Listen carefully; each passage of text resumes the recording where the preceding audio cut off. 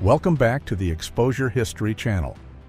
Be sure to subscribe and like, so you don't miss out on more videos like this one. Alfred Czech, just 12 years old, received the Iron Cross after rescuing wounded German soldiers under crossfire using his father's cart. He saved 12 men before being shot in the lung and captured by Soviet forces. He returned home in 1947 to find his father had died, a tragic ending for a child hero. Krystyna Skarbek, a brave Polish spy for British intelligence, outsmarted the Gestapo by biting her tongue until it bled, faking tuberculosis to avoid execution. She saved dozens of lives and completed daring missions.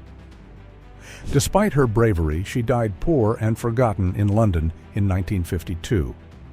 In Nazi concentration camps, prisoners endured daily roll calls and brutal selection processes. Upon arrival, newcomers were separated. Those deemed fit were sent to forced labor. The rest, often women, children, and the elderly, were sent directly to gas chambers. Entire families were torn apart in moments. In Saipan, 1944, Marines silently watched a fellow soldier collapse. Combat stress, extreme heat, and the trauma of war led many to the edge of mental and emotional breakdown. The psychological wounds of war often lasted longer than the physical ones. Ira Hayes, one of the Marines who raised the flag on Iwo Jima, became a national hero, but struggled with alcoholism and PTSD. He died alone, unable to escape the trauma he carried, despite being part of one of the war's most iconic images. In the Egyptian desert, a British soldier stood before the grave of a fallen comrade. The makeshift cross, inscribed by German forces, honored an unknown English pilot. Such acts of respect for fallen enemies reminded the world of shared humanity, even in war. In 1937, the Japanese army committed horrific atrocities in Nanjing. Civilians and surrendered soldiers were tied, transported to remote areas, and executed. Many were buried alive. The massacre claimed an estimated 200,000 lives in a campaign of terror and domination. In 1944, women and children arriving at Auschwitz-Birkenau were separated from men and usually sent straight to the gas chambers. About 1 million Jews were murdered at Auschwitz, many under the false pretense of taking a shower before being gassed with Zyklon B. Czesława Kwoka, a 14-year-old Polish Catholic girl, was deported to Auschwitz in 1942 during Nazi efforts to Germanize Poland. In her last photograph, bruises on her face reflect beatings by guards. Soon after, she was killed with a phenol injection to the heart, one of thousands of children who met the same fate. Roger Godfrin was the only child survivor of the Oradour-sur-Glane massacre. Nazi troops gathered 643 villagers, including 500 women and children, locked them inside a church, and set it ablaze on June 10, 1944. The burned-out ruins remain as a stark memorial to the atrocity. On December 7, 1941, 2 women in military housing at Pearl Harbor spotted planes overhead with red insignias, the beginning of the surprise Japanese attack. More than 2,400 people were killed, including over 100 aboard the USS Arizona. Chaos erupted as ships and aircraft were bombed, leading the U.S. to enter the war the following day. A photo of a liberated 18-year-old Russian girl at Dachau shows her blank stare, haunted and hollow. Years of starvation, abuse, and fear left many survivors emaciated and emotionally scarred. Liberation marked a new beginning, but healing would take a lifetime. In 1966, a legless Soviet veteran was photographed leaning on a homemade skateboard before an eternal flame, an image of quiet resilience. Roughly 14 million Soviet soldiers died in World War II, and for survivors, the trauma often lingered for life. 2 days after Germany's surrender on May 7, 1945, celebratory crowds gathered at Dam Square in Amsterdam. Suddenly, German sailors opened fire, killing up to 32 people. The massacre shocked a city ready for peace and underscored the absurdity of violence in a moment of liberation. Even amidst the horrors of World War II, moments of compassion persisted. American doctors treated wounded enemy soldiers, including SS members, upholding their medical oath to care for all humans, regardless of uniform. This highlighted a forgotten truth. Many soldiers on all sides simply follow orders, trying to survive in a world overcome by chaos. Prison camps run by Japan, Germany, and the Soviet Union subjected inmates to extreme hunger, disease, and forced labor. Some prisoners survived on fewer than 600 calories a day, battling dysentery, scurvy, and infections, while being forced to construct railways and airfields under armed watch. Many secretly kept diaries as a way to preserve their sanity. The mortality rate reached 1 in 3. Fleeing war-torn cities, civilians pushed wheelbarrows or prams filled with the elderly, children, or whatever belongings they could carry. With transportation gone, roads destroyed, and bombs still falling, people chose to save lives with whatever means they had. These improvised escapes became symbols of raw determination and family loyalty. Lepa Radić, a 17-year-old Yugoslav partisan, joined the resistance against the Nazis. After her capture, she was tortured, but refused to reveal the names of her comrades. On February 8, 1943, she was publicly hanged. Her final words were, "You will know them when they come to avenge me." Witold Pilecki, a Polish resistance fighter, volunteered to be imprisoned in Auschwitz to document Nazi atrocities. He built a resistance network inside the camp and escaped after approximately 3 years. After the war, he was arrested by the communist regime, falsely accused of espionage, and executed in 1948. For decades, his name was erased from history, a hero betrayed by his own country. In a church emptied by war, a British soldier knelt alone between rows of silent benches. He prayed not only for his survival, but for a fractured world. That same day, in open fields and ruined homes, other soldiers and civilians prayed too, faith becoming the last sanctuary amid crumbling certainty. While Europe celebrated victory on May 8, 1945, American soldiers in Okinawa listened to news of Germany's surrender with mixed emotions. For them, the war continued, as brutal battles against Japanese forces still lay ahead. A German soldier, held in Soviet captivity for 12 years, reunited with the son he hadn't seen since early childhood. Captured in 1956, the moment underscored the long-lasting effects of war on families, time lost that could never be reclaimed. In the Battle of Voronezh, July 1942, a Soviet commissar was photographed leading his troops from a trench, pistol in hand. Moments later, he was killed. The image captured the desperation and sacrifice of Soviet forces trying to halt the German advance toward the Volga. In Britain, children participated in gas mask drills amid fears of chemical attacks. In 1941, schools like the one in Kingston even used tear gas to prepare students. Millions of masks were distributed across the UK as a precaution against German strikes. A chilling photo from Hiroshima shows the city reduced to rubble after the first atomic bomb was dropped on August 6, 1945. Around 70,000 people died instantly. Over 140,000 would perish from radiation in the months that followed. Survivors, known as hibakusha, endured lifelong physical and psychological trauma. Between 50,000 and 200,000 women from China, Korea, Malaysia, and the Philippines were forced by the Japanese military to serve as comfort women, a euphemism for sex slaves. Many were deceived or kidnapped at a young age and confined to military brothels, where they faced daily abuse.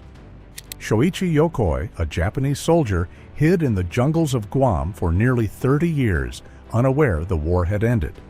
Found in 1972, his return stunned Japan. On camera, he declared, "I am ashamed to have returned alive," reflecting the deep-rooted ideals of honor in the Japanese military culture. Janusz Korczak, a doctor, writer, and educator, ran a Jewish orphanage in Warsaw during the Nazi occupation. When around 200 of his orphans were deported to the Treblinka extermination camp, he refused offers of salvation and chose to accompany them. He stayed by their side, comforting them until the end, and was murdered alongside them in the gas chambers in August 1942. In a harrowing photograph from 1942 in occupied Ukraine, a Nazi soldier points his rifle at a woman shielding her child with her body. This image represents the brutal massacres carried out by the Einsatzgruppen, which were Nazi paramilitary death squads operating behind German lines. Thousands of Jews were dragged from their homes, forced to dig trenches, and executed. To carry out retaliation campaigns, the Nazis organized death squads composed of violent criminals, psychopaths, rapists, and murderers, given full license to act with extreme brutality. Thousands of civilians and Soviet prisoners were slaughtered without trial in these campaigns of terror across Eastern Europe. Hans-Georg Henke, a 16-year-old anti-aircraft assistant, was photographed in tears after being captured by American troops in the final days of the war. As Germany collapsed, boys as young as 15 were sent to the front, untrained, unprepared, and ultimately sacrificed by their regime. An elderly woman embraced a young Soviet soldier near Moscow in December 1941. At that moment, civilians believed defeat was imminent, but the arrival of Siberian troops marked a turning point, halting the German advance and initiating the Soviet counteroffensive. During the Blitz bombings, not only did people suffer, but pets, too, became victims of the nightly raids. In South London, rescuers lifted tiny puppies from the rubble, cradling them like survivors of war. Children who had refused to abandon their animals in shelters or basements often helped save them, turning moments of despair into flickers of comfort. A German soldier, worn and demoralized, rests after a grueling march through the Caucasus regions in 1943. Fighting brutal terrain, ambushes, and disease, he, like many others, battled not just an enemy, but his own body. Starvation and exposure killed more than 200,000 soldiers in the region as nature became a merciless opponent. In Iwo Jima, 1945, a soldier reads a letter from home with trembling hands. Amid craters and corpses, these fragile sheets of paper carried memories, love, and meaning beyond the battlefield. Rereading like sacred texts, such letters reminded soldiers of the world they left behind and the one they prayed to return to. In January 1944, a Japanese prisoner surrendered to the U.S. Marines in the Marshall Islands. Due to fears of suicide attacks, he was forced to strip to prove he carried no explosives. Japanese military doctrine viewed surrender as dishonorable, making such moments both rare and tense. In various occupied Dutch villages, defiance took a quiet form. Villagers gathered not with signs or weapons, but with bowed heads, kneeling in the streets to pray in silence for neighbors taken by the Nazis. These hushed gatherings, though gentle in appearance, were seen as provocations by the occupiers. Many who participated were arrested and charged with inciting unrest or disobedience. The acts of civil disobedience in 1941, including labor strikes and religious protests, marked a pivotal turning point. These movements spread rapidly across occupied territories as people reacted to the first Jewish deportations, their faith and solidarity transforming into active resistance. At a military funeral in Okinawa, Colonel Francis Fenton knelt before the flag-draped coffin of his son, Private Mike Fenton. Both had fought side by side on the same battlefield. This haunting moment captured a father mourning his son, not only as a parent, but as a soldier. In Karachev, 1943, a young Soviet recruit said goodbye to his family before marching to the front. Like many others sent with minimal training, he faced near-certain death. This farewell was one of millions exchanged in villages across the USSR where war became an unwanted inheritance. A father and daughter sat among ruins in Singapore, quietly eating rice. After the city fell to Japan in February 1942, normal life collapsed. Bombs had shattered their neighborhood, and what remained was silence, hunger, and the desire to keep going meal by meal, moment by moment. A 5-year-old boy ran toward his father, who marched in formation toward a departing train. This fleeting moment just before the train whistle blew, became a symbol of the pain of wartime farewells. Many of those fathers never returned to the platforms where they were last seen. When a German prisoner of war returned to Frankfurt in 1946, he found nothing but rubble. His house was gone. His family was gone. In cities like Frankfurt, Dresden, and Hamburg, bombings had turned entire neighborhoods to ash, and for returning soldiers, home was no longer a place. It was a memory. In the Battle of Stalingrad, Soviet soldiers pushed forward through mud, blood, and burning buildings. The 1942-43 battle was one of history's most savage, with more than 2 million deaths. Each block, each building was a war of its own in a city that became a graveyard. A home for disabled children in Warsaw was bombed into silence. Crushed beds, scattered toys, and the absence of cries told of the indiscriminate nature of war. Even places marked as humanitarian zones offered no protection from destruction and death. More than 60 million people were displaced during World War II. Civilians from France, Poland, Belgium, and beyond fled with what they could carry. Families walked for days, pushing elders into wheelbarrows, not knowing where the next bed or bullet might be. In the Kremlin, June 1941, Stalin sat in stunned silence as news arrived. Germany had launched the largest invasion in history. Operation Barbarossa had begun.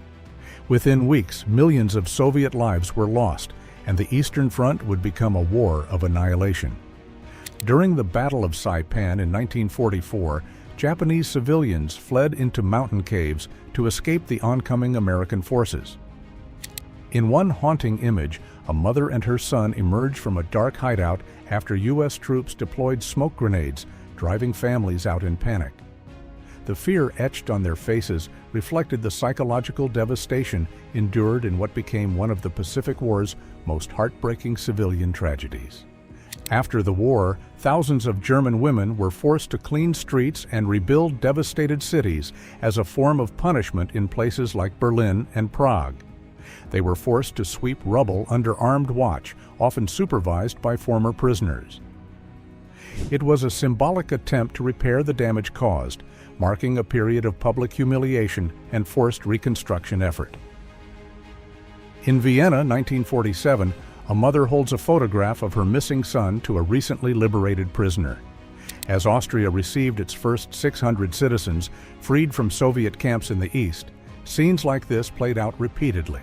Some families received closure, others only silence, but all clung to the fragile thread of hope that their loved ones might be remembered. The Battle of Okinawa, fought from April to June 1945, became the Pacific War's bloodiest campaign. Over 12,500 Americans and nearly 77,000 Japanese perished in relentless combat as the island's hills and caves became death traps in a fight that foreshadowed the cost of invading mainland Japan. The 1,000-yard stare appeared in soldiers who had survived continuous days of shelling, death, and deprivation. Their hollow eyes told of sleepless nights, endless fear, and the silent toll of watching comrades fall. It wasn't just exhaustion, it was the shattering of the soul. During the Bataan Death March in April 1942, exhausted American and Filipino prisoners were forced to walk over 62 miles in blistering heat without water. It is estimated that 5,000 to 10,000 Filipinos and about 650 Americans died during the march before reaching the prisoner camp. Amid the ruins of London, British soldiers carried injured children from buildings crushed by the Blitz. Between 1940 and 1941, the city endured near-daily air raids that destroyed over 1 million homes and took the lives of thousands, including many children sleeping in what they thought were safe beds. This image, captured in 1942, shows a Soviet soldier gently feeding a trembling little girl. Surrounded by burnt homes and dead silence, this moment stood in stark contrast, a gesture of compassion during a war defined by brutality on the Eastern Front. German soldiers outside Leningrad collapsed in their trenches as temperatures plummeted below -22 degrees Fahrenheit. starving, freezing, and too weak to resist. Many succumbed not to bullets, but to frostbite and disease. Their weapons jammed, their bodies failed, and the winter became their deadliest enemy. After the horror of Omaha Beach, wounded American soldiers received first aid on the sand they had just stormed. Blood mixed with seawater and explosions echoed in the air. On D-Day alone, more than 2,400 U.S. soldiers were killed or wounded before heading to the front line. As Nazi troops advanced in 1941, the Red Army adopted a scorched earth policy, burning villages and crops across Belarus, Ukraine, and Russia to slow the enemy. Soviet civilians paid the highest cost, watching their homes destroyed not by invaders, but by their own army in desperate acts of delay. Many were left with nothing, only ash and betrayal. Wounded veterans returned to their homelands as ghosts of war. Some, missing limbs, marched in victory parades to show defiance. Others retreated into lives scarred by trauma. Over 1 million Allied and Axis soldiers suffered amputations, and though celebrated in public, many faced silent struggles of reintegration and mental anguish. If you like this video, make sure to subscribe to this channel so you don't miss out on anything.